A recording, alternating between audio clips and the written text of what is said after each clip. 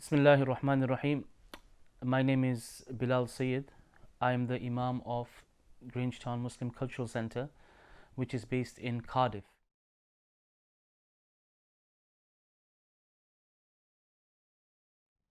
Maktab is a regular activity, meaning Monday to Friday, children come to the masjid for either 1.5 hours or 2 hours, and in that time, they have the opportunity to study the religion, basic studies of the religion, whether it's the recitation of the Quran, whether it's the learning the different aspects of the religion, learning the manners of Islam, different aspects of their faith they study within this time period. So 1 hour, 1.5 hours every day. And what this does is that it creates a bond and it bonds them to their faith. Without this maktab, a parent would have to take their own initiative and organize a class for their own child. And every single parent would have to make their own effort in a community. Now, some parents may be able to do that, but a vast majority of parents don't have either the ability to do that, and many times they don't have the importance in their mind to do this themselves, to organize the Islamic learning of their child. So the maktab and the masajid, they take this responsibility away from the parents. They establish the maktab, a school, Islamic school, and then the children can come in and they can develop themselves into better Muslims.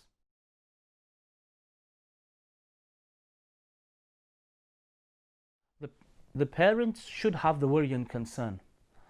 Every Muslim parent should have the worry and concern about the Islamic upbringing of their child, what kind of knowledge they're getting, what kind of books they're studying. So that natural worry and concern that they have for their school academics, how are they doing in their maths, English, science, etc. In the same way, how are they studying Quran, how are they studying their fiqh, how is their tajweed. All of these concerns should be in the back of the mind of the parents.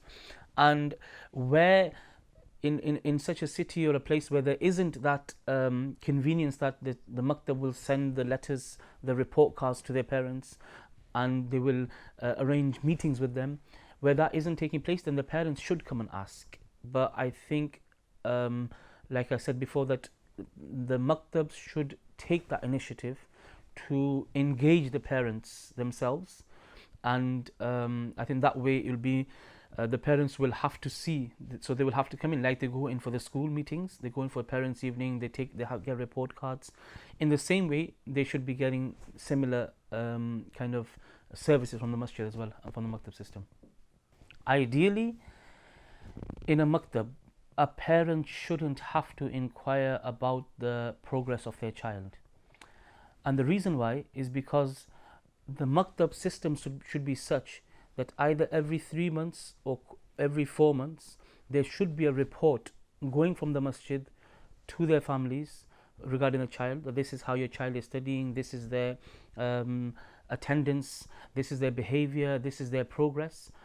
And number one. And number two, they should also be having parents' evenings. So rather than expecting parents to come to the class and ask the teacher, how is my child doing? Rather, instead of that, the maktab is already providing that to the parents and having meetings with the parents, so that so even if the parent is in their own self, they're not really bothered, or they're not very interested in this, they will still have some link if reports are going to the parents and if they're being called for parents' evenings and meetings.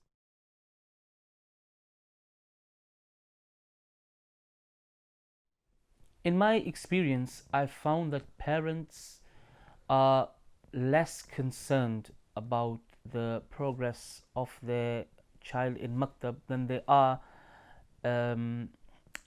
with the progress of their child in school. Why that is? Possibly because they understand themselves that a maktab is an institute which has basic Islamic knowledge. So in their minds, as long as they're getting the basic knowledge of Islam, they know how to read their salah, they know how to read the Quran, they know kalimas, for example, they know how to do wudu, basic things of Islam. And after maybe 7, 8 years, they know these things, most parents will be content with that. In terms of being cooperative, um, the masjid doesn't really ask them for a lot from the parents. We ask that we perhaps inform them about their child's progress, and we have certain, for example, rules and regulations that we give out to the parents. So in those matters, parents will cooperate because they want their child to be in the maktab.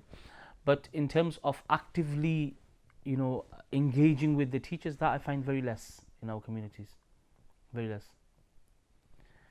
And perhaps even one reason why this doesn't happen is lack of importance in their hearts and minds regarding maktab and how important it is for the future of that child.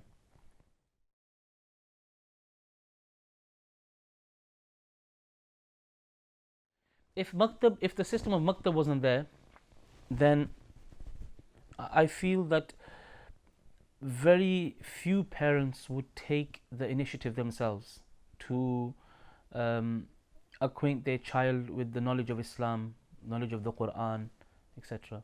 So I think children would perhaps grow up, and a lot of them, not all of them, but a lot of them, they would grow up without this basic knowledge from a young age. And as they grow up, we find then children go into two paths. Either they themselves turn back to their religion and they study themselves, and I found this with a lot of youngsters who are perhaps 17, 18, 20 years old, even when they grow up, young adults, they then start learning the Quran themselves and they have that desire within themselves. But at the same time, I also find other youngsters who do not have the opportunity, that they will live the rest of their life in that way, that they won't have that concern and worry because it was never instilled in them or in their hearts when they were younger. So if the maktab system wasn't there, then I feel a lot of the youngsters, the vast majority, would be quite far away from the deen, and they wouldn't have that connection with the masjid, they wouldn't have a connection with the Muslim community, they wouldn't be able to appreciate their religion, their deen, and the practices of their deen, because they haven't seen these things from a young age. And so I think that's one of the reasons why maktab is so important, to keep that link, even no matter which country they may go to. If there's a maktab system there, then it'll always keep that link between them and their faith.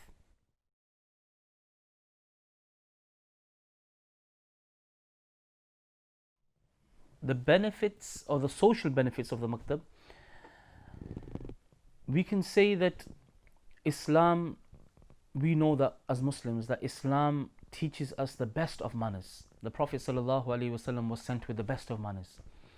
And so when a child comes to the maktab and he or she learn Islamic manners, adab, the way to live your life, then as Muslims they can become a means of bringing harmony and peace into the community. That's number one.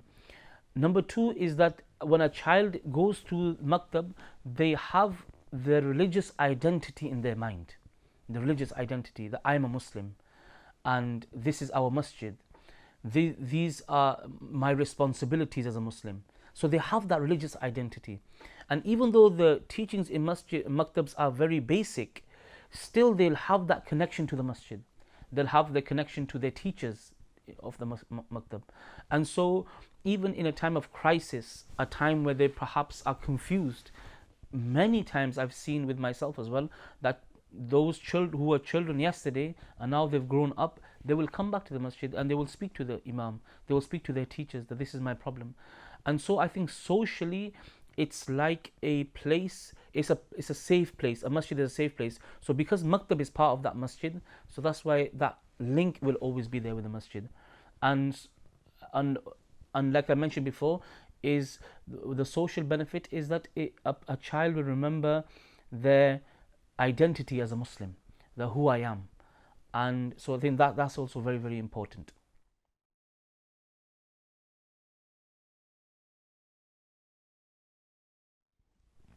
When a child first comes to the maktab, and that child is around 5 years old, they're obviously still children, their mind yet does not understand what maktab is and how important it is. So that initial thought in the mind usually is that this is Allah's house, and the parents say that you're going to learn the Quran, and they know that the Quran is a book of Muslims to some extent, and so they come with that very elementary, you can say, mindset that we're going to Allah's house and we're going to be doing something here. And then slowly as the child progresses, then depending on two factors, I think. One, the maktab itself, and the parents, the child will develop.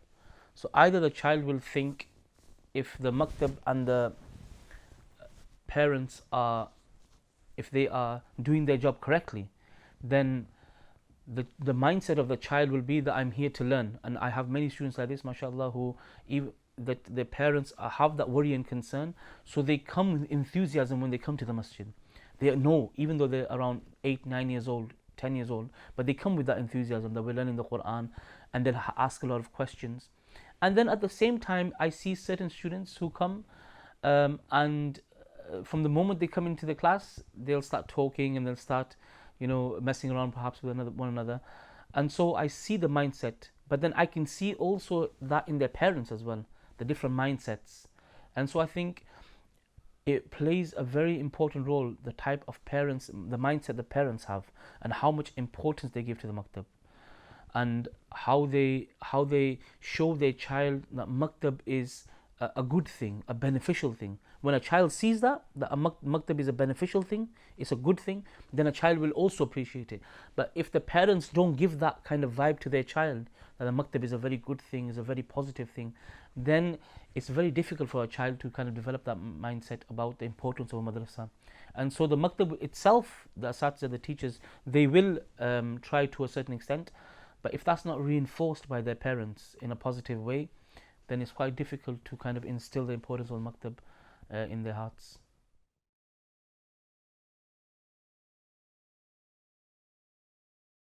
In my experience in the past 10 years, I've seen that when a lot of the parents, when they send their children to the maktab, they expect that their child will know how to read the Quran, they will know how to read their salah, they will know they will have the basic knowledge of their deen, of Islam.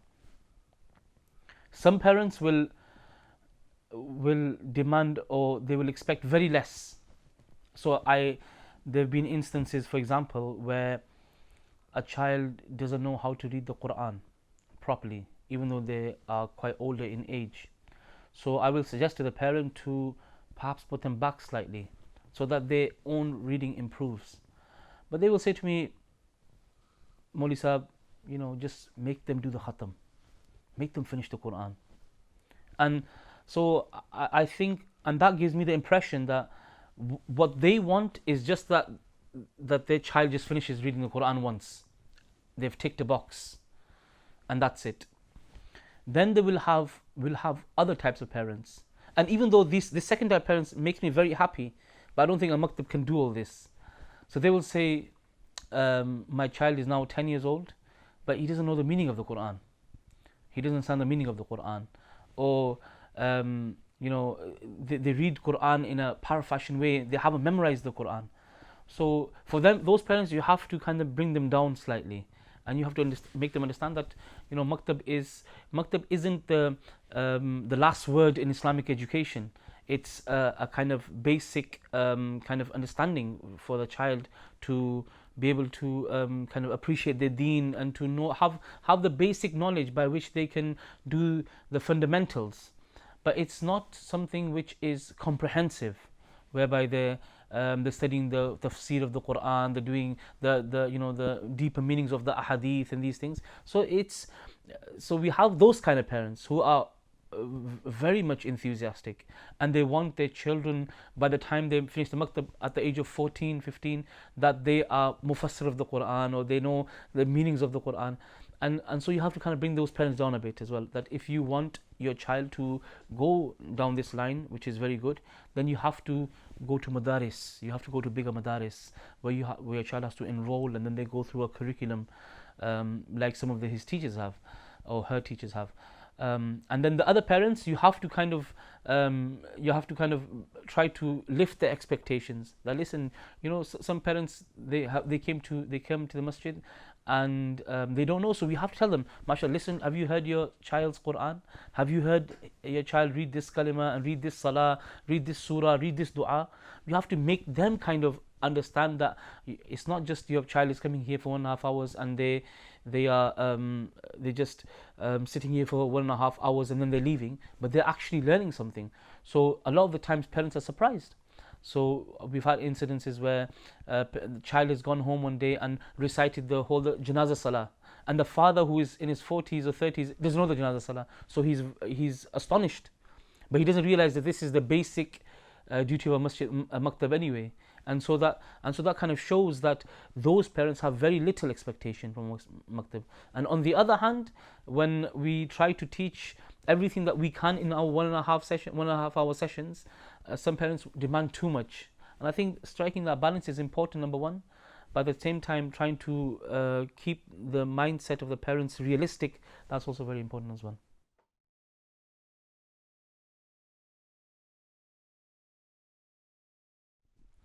We expect, when a child leaves maktab, as a basic rule, we expect a child, when they leave maktab around the age of 14, 15, they know how to read the Quran. They've memorized a portion of the Quran. They know their basic responsibilities as a Muslim. How to read their salah, how to fast in the month of Ramadan, what the importance of zakat and hajj. We expect the child to know tajweed, not to the level of a qari, but they know how to read the Quran with tajweed, basic tajweed. But most importantly, and then obviously the adab that we teach, manners and Islamic manners, all of these things.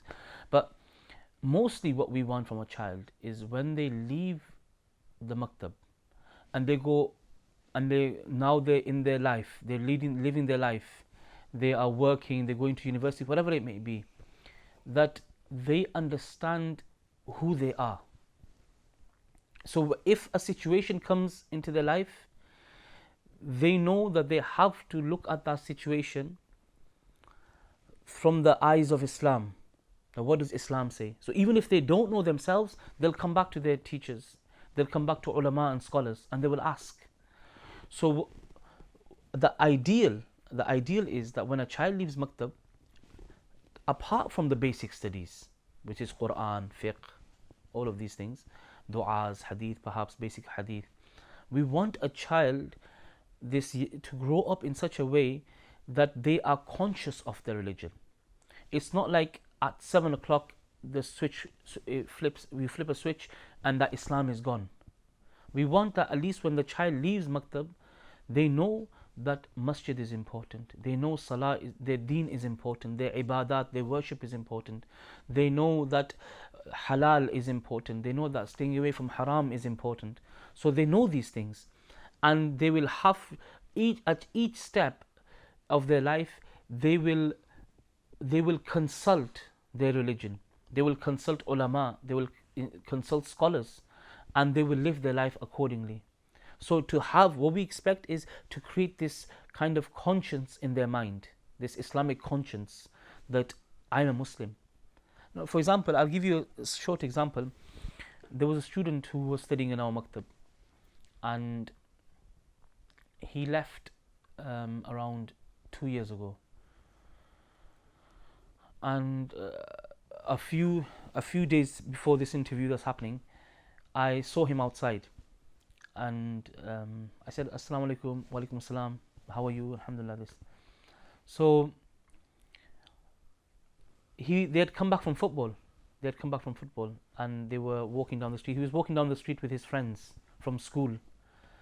I noticed one thing, and I was very happy in my heart that I noticed his friends had shorts on while they were playing football that were above their knees. And he left madrasa 2 years before. his shorts were below his knees.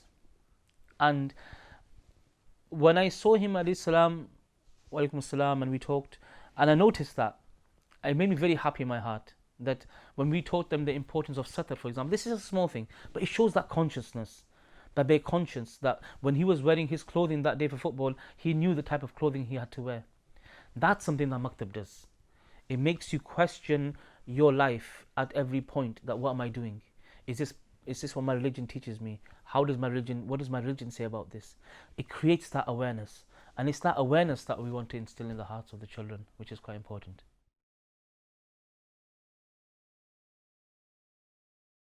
We want Makatib to be efficient. Efficient in such a way that they're already, alhamdulillah, playing a great role in our societies. We want them to become efficient to such an extent that parents in their hearts, like in many cities I've seen when I've traveled around, that there are parents who give so much importance to Maktab, the same if not more than even the schools. So we want Maktab to become so efficient that parents see the importance of the Maktab in their minds. They see this through their child. So a great example of this is, there was a student in my class. He's still here in the Maktab. He's around 7 or 8 years old. And we were discussing a hadith of consuming haram and staying away from haram and making sure that we eat halal and things. So they asked me a question regarding jelly sweets. Are we allowed to eat? These are small children, so they like jelly sweets, so they could ask me about jelly sweets. So I said to them, make sure you're wary of gelatin in the sweets. So I said I must have discussed this with them, and then that ended. And then his father came to me a few days, or I think a few weeks later. A time passed by, and he came to me and he said, I was shocked. And I said, what happened? And he said that I was buying sweets for my child, and whenever I would buy, he would tell me, Dad, can you read the ingredients? Has it got gelatin in it? Has this sweet have gelatin? And so he says that me as a parent, it didn't even cross my mind that I should check or I should look at the ingredients. I thought, this is sweet, pass it on to my child. I know a lot of parents don't have this kind of mentality, but he says that I understood then how important the Islamic education is. So now what's happened there is, when the parent has seen the positive change in their child, they've understood the importance of a maktab. And this is what we want. We want maktabs to evolve in such a way that parents can truly appreciate what the maktabs are doing, the makatib are doing around the UK, and that they make such a positive change in the child's 7-8 years that they spend in the maktab, that when they go to their schools, high schools, colleges, their mannerisms are such that people think, who are these children, who are these youngsters, and where did they get this kind of training, that the way they speak, the way they talk, the way they behave is so much different. And we want that the root of that be the makatib, that they change that child in such a way, and it's such a positive, the child is such a positive light, that when people see this child, they think that, how did this child become like this? They inquire, and then we find that the root of that is the maktab. This is how we want the maktab to be, ideally, inshallah.